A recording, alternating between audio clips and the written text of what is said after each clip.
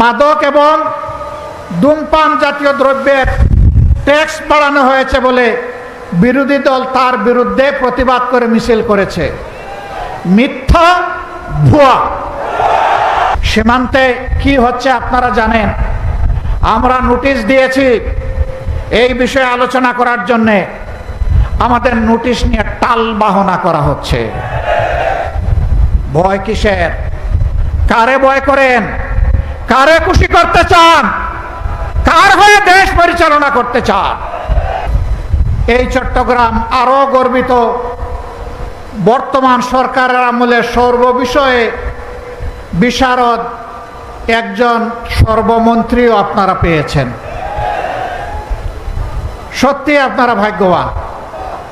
এইরকম আর একটা জেলা নাই যে এক মন্ত্রী সকল মন্ত্রণালয় চালায়, এমনকি প্রধানমন্ত্রীর কথাও তাকে বলতে হয়। আমার একটু কষ্ট লাগে না, নিজেদের সন্তানকে বুয়া বলতে নাই। আরে নিজের ছেলে কানা হলেও তো পদ্মলোচন। সম্মানিত বন্ধুগণ, আমার কষ্ট লাগে মাননীয় প্রধানমন্ত্রীর জন্য। তার আশেপাশে কাদেরকে উনি বসিয়েছেন? উনি কুমিল্লায় এসে এপিজেড দেন, ফরিদপুরে গিয়ে সয়াবিন তেল দেন, তিনি দিনাজপুরে গিয়ে আম উপহার দেন, সিলেটে গিয়ে ৯.৫ ঘন্টা উপহার দেন, সংসদে গিয়ে প্রাথমিক বিশ্ববিদ্যালয় উপহার দেন, আর কক্সবাজারে এসে বলেন যে বিরোধী দল এই বাজেটে মাদক এবং ধূমপান জাতীয় দ্রব্যের ট্যাক্স বাড়ানো হয়েছে বলে বিরোধী দল তার বিরুদ্ধে প্রতিবাদ করে মিছিল করেছে। মিথ্যা, ভুয়া।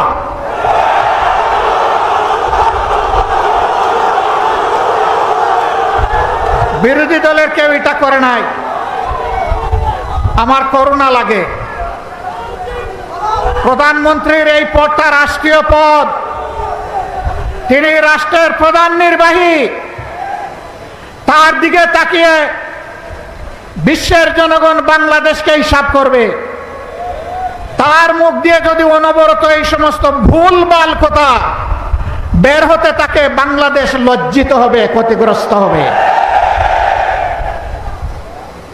এদেরকে চিহ্নিত করুন।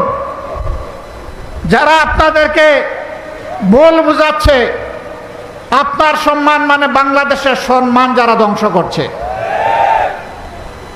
এদের ব্যাপারে ব্যবস্থা নিন। নইলে ক্ষতিগ্রস্ত শুধু আপনি হবেন না, গোটা জাতিকে আপনি ক্ষতিগ্রস্ত করবেন। এবারকার বাজেট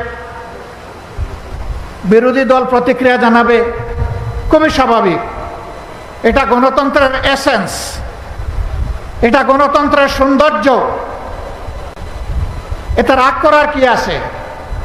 অল্পতে ধৈর্য হারালে 18 কোটি মানুষের দায়িত্ব পালন করবেন কিভাবে? হ্যাঁ, জনগণ সমর্থন দিবে, প্রশংসা করবে।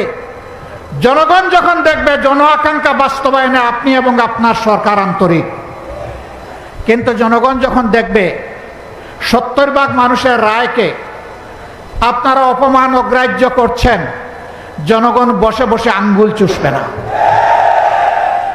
রায় দিয়েছে জনগণ, মানতে হবে সরকারকে। যে সরকার জনরায় মানে না, সেই সরকার জনগণের সরকার হতে পারে না। সংসদে তারা বলেন তাদের হিসাব অনুযায়ী বিভিন্ন মেকানিজমে সরকারে গিয়ে এখন বলছেন 51% মানুষ তাদেরকে ভোট দিয়ে সরকার গঠনের সুযোগ দিয়েছে। ভালো কথা, কিন্তু 70% মানুষ যে ভোট দিয়ে বলেছে গণভোটের গণরায় মানতে হবে, সেটা মানছেন না কেন? 51% বুঝতে পারলেন, 70% বুঝতে পারেন না? হ্যাঁ, 9.৫ ঘন্টা বললে আসলে হিসাব মিলাইতে সমস্যা হবে। হিসাব মিলানোর জন্য ভালো মানুষ পাশে রাখুন। জাতিকে নেতৃত্ব দেওয়ার জন্য যাদের অন্তরে দেশপ্রেম আছে, মানবতাবোধ আছে, চরিত্র যাদের উন্নত, যারা চাঁদাবাজদের ফাঙ্গিদার নয়, তাদেরকে বসান। একজন কুখ্যাত ব্যাংক ডাকাত, তার গাড়িতে চড়ে যারা রিসিপশন নেবে, তাদের দ্বারা আপনার সরকার বাংলাদেশের জনগণকে কিছু দিতে পারবে না। প্রিয় দেশবাসী, আমরা চেয়েছিলাম জনগণের সকল সমস্যার সমাধান সংসদে হোক, সরকার চায়নি। আমাদেরকে তারা ঠেলে দিয়েছে জনগণের কাতারে। যদি গণভোটের রায় মেনে নেওয়া হতো, আজকের এই বিভাগীয় সমাবেশের প্রয়োজন হতো না, এতগুলো মানুষকে ত্যাগ স্বীকার করে এখানে আসতে হতো না। আপনারাই বাধ্য করেছেন। সংসদে আমরা এই দাবি উত্থাপন করেছিলাম, আলোচনা হয়েছে, আপনারা ফেলে দিয়েছেন, জনগণকে অপমান করেছেন। আমরা সেদিনই বলেছিলাম সংসদে কথা বলতে মাননীয় স্পিকারের অনুমতি প্রয়োজন হয়, মাননীয় স্পিকারের রুলিং এর প্রয়োজন হয়। যেহেতু এখানে আমরা সুবিচার পাই, আমরা এখন জনগণের সংসদে চলে যাচ্ছি। জনগণের বিষয় এখন জনগণের কাছে পেশ করব। সেখানে কোনো স্পিকারের অনুমতির প্রয়োজন হবে না, সেখানে মন খুলে কথা বলবো। জনগণ সিদ্ধান্ত নেবে আগামীতে তারা কি ফয়সালা দেবে। একটা স্বাধীন সার্বভৌম দেশ, সীমান্তে কি হচ্ছে আপনারা জানেন। আমরা নোটিশ দিয়েছি এই বিষয়ে আলোচনা করার জন্যে, আমাদের নোটিশ নিয়ে টাল বাহনা করা হচ্ছে। ভয় কিসের? কারে ভয় করেন? কারে খুশি করতে চান? কার হয়ে দেশ পরিচালনা করতে চান? যদি বাংলাদেশের জনগণের সরকার হয়ে থাকে, তাহলে এই ধরনের ইস্যু সংসদে আলোচনা করতে দিতে হবে। আমরা আলোচনা সংসদে করব না উত্তেজনা বৃদ্ধির জন্য, আমরা আলোচনা করব বাংলাদেশের স্বাধীনতা এবং সার্বভৌমত্বকে সুসংহত করার জন্য। এটি আমাদের উপর অর্পিত পবিত্র দায়িত্ব। কিন্তু যদি আমাদেরকে এই আলোচনার সুযোগ থেকে বঞ্চিত করা হয়, তাহলে মনে রাখবেন মুষ্টিমেয় বিজিবি, যাদের হাতে সরকারের দেওয়া অস্ত্র আছে, তাদের পাশে আজকে যেভাবে হাজার হাজার জনগণ নিরস্ত হয়ে বুক পেতে দিয়ে নিজের সীমানা রক্ষার জন্য এগিয়ে গিয়েছে, 18 কোটি মানুষ এইভাবে কারো হাতে বাংলাদেশ ইজারা দেবে না। এই 18 কোটি মানুষের 36 কোটি হাত বাংলাদেশকে পাহারা দিয়ে রাখবে ইনশাআল্লাহ।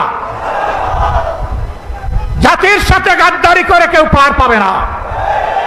আমরাও গাদ্দারি করলে জাতি আমাদেরকেও ক্ষমা করবে না।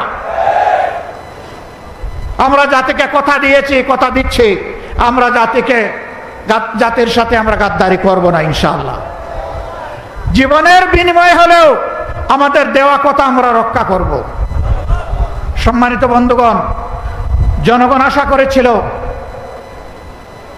ইন্টারিম গভর্নমেন্টের পরে নির্বাচন হয়েছে, দিয়েছিলেন আপনি ক্ষমতায় আসলে দুর্নীতির টুটি চেপে ধরবেন।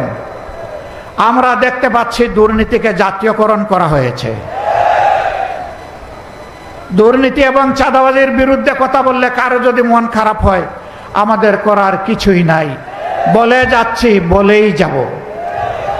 এবং শুধু বলার মধ্যেই আমরা ক্ষান্ত হব না, আমরা জনগণকে সাথে নিয়ে গণপ্রতিরোধ গড়ে তুলব ইনশাআল্লাহ।